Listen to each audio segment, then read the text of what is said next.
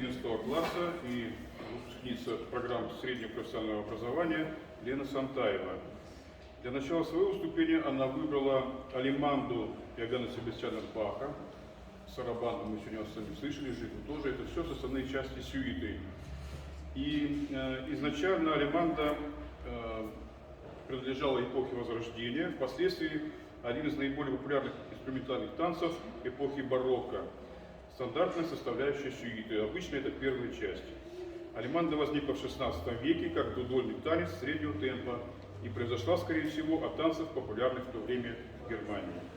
Итак, Лена Сантаева, Иоганн Себастьян Бах, Алиманда.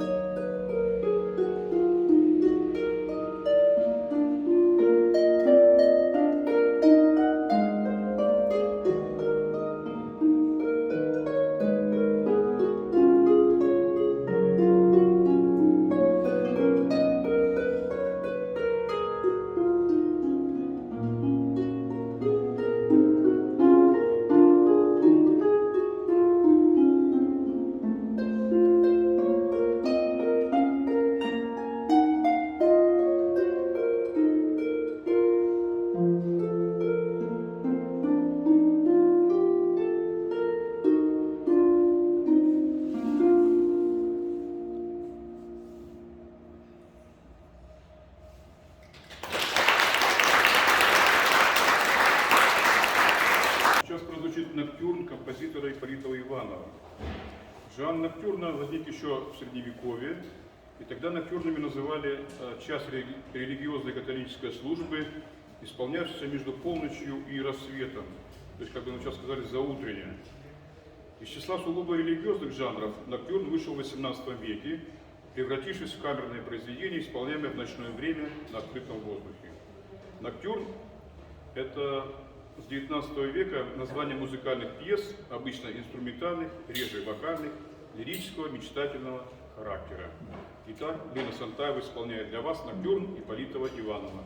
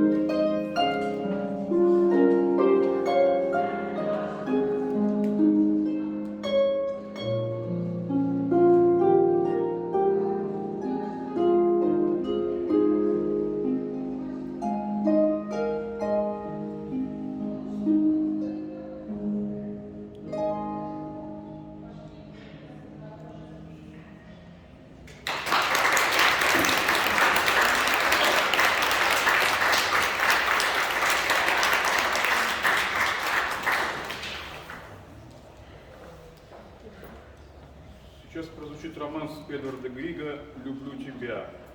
Изначально великий норвежский композитор написал этот романс для голоса, но сейчас мы увидим переложение для арфы, и это будет выглядеть как песня признания.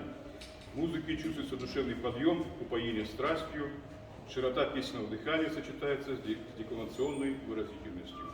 Итак, я приглашаю на сцену Саргалану Амосову, лауреата Всероссийского и международного конкурса «Эдвард Григ.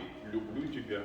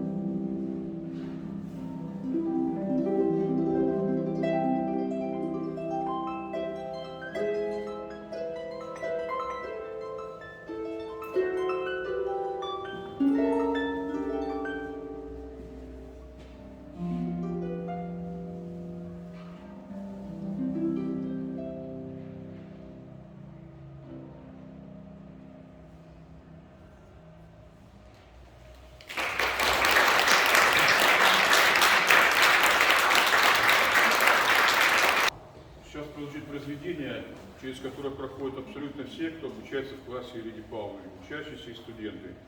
Это болеро композитора Барклая. Болеро – это национальный испанский танец, который был введен в балет. И танцоров, мужчин и женщин, которые исполняли этот танец, называли балерос или балерас. Танцующие болеро одеваются обычно в андалузские костюмы, и шумная музыка этих танцев исполняется оркестром и имеет довольно быстрый темп. Во время пляски танцоры бьют в такт кастаньетами. Как это удастся нашим музыкантам, сейчас вы это услышите. В исполнении болеро в народе поют как танцоры, так и зрители. Но здесь петь не обязательно. В таком случае эти танцы сопровождаются игрой на гитарах, тамбуринах, причем танцоры используют также и кастаньеты. Итак, я приглашаю на сцену Саргалану Амосову и лауреата Всероссийского международного конкурса Наталью Соломонову.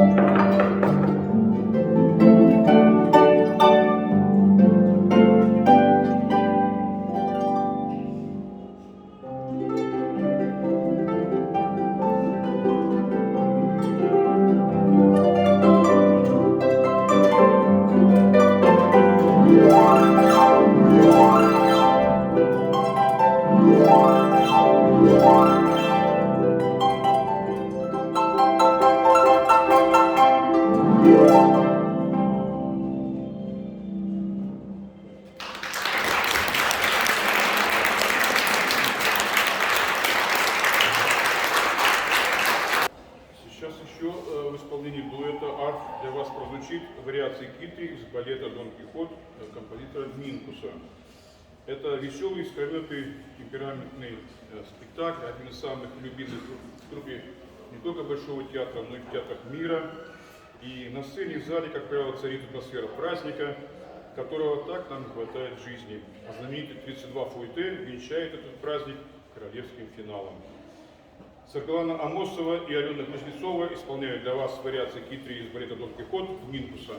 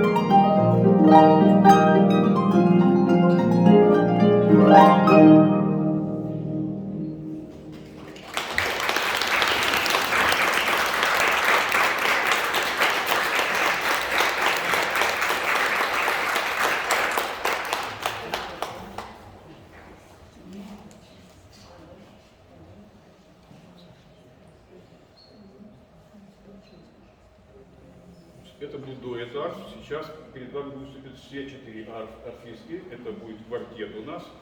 И в составе Светлана Амосова, Алена Кузнецова, Наталья Соломонова.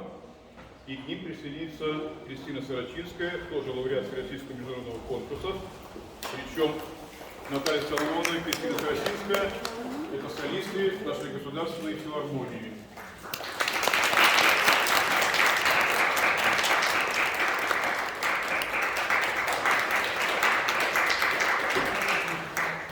Петр Ильич Чайковский, вальс из балета «Спящая красавица».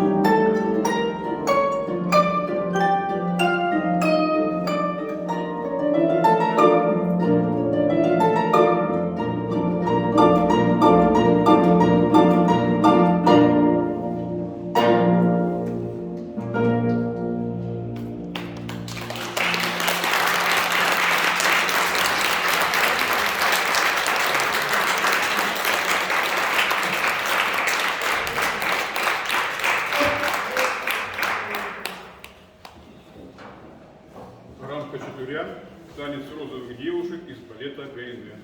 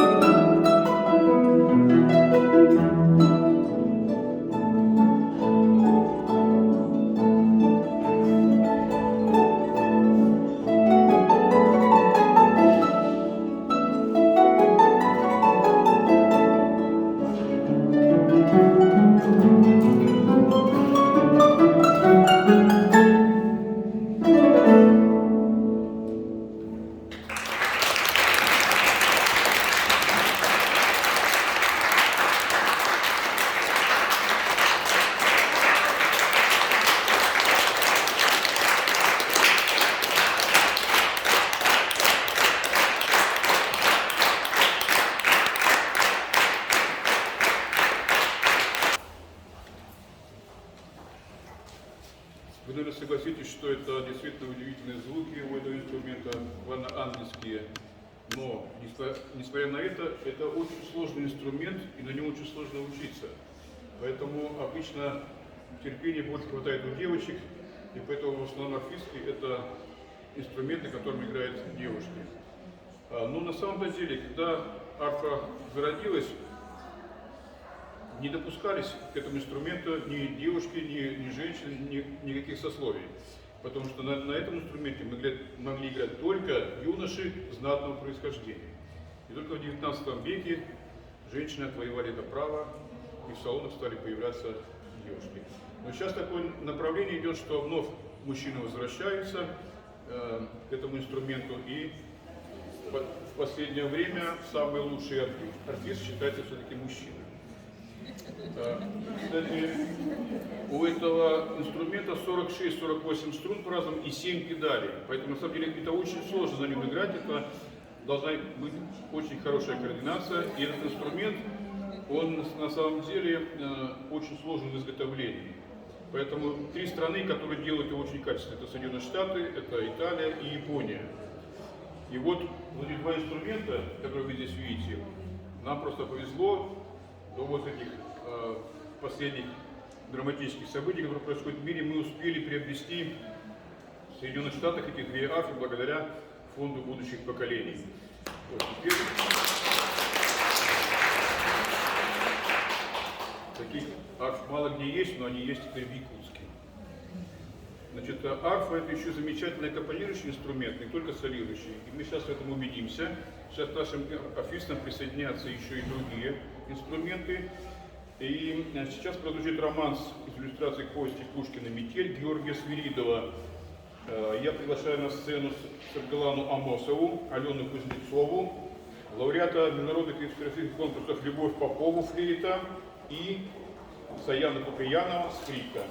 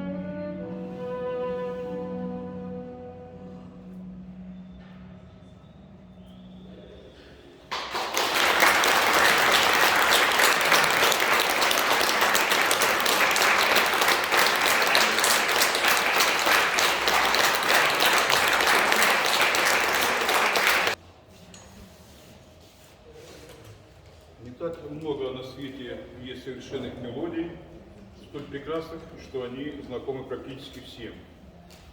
В свое время Иоганн Себастьян Бах написал хорошо темперированный клавир в 2 томах. И все музыканты, особенно пианисты, играют эти произведения всю свою жизнь. И вот на первую прелюдию из хорошо темперированного клавира до мажорную прелюдию в свое время Шарль Гуно написал изумительное вокальное произведение «Аве Мария». Сейчас мы его послушаем в исполнении Лены Сантаевой, Саргаланы Амосовой, и к ним присоединятся 2 учащихся Высшей школы музыки: Айсен Захаров, 8 класс, лауреат международных конкурсов, и 7 класс Сандара Сивцева, дипломант международного конкурса. Итак, Бах Гуно в размышлении.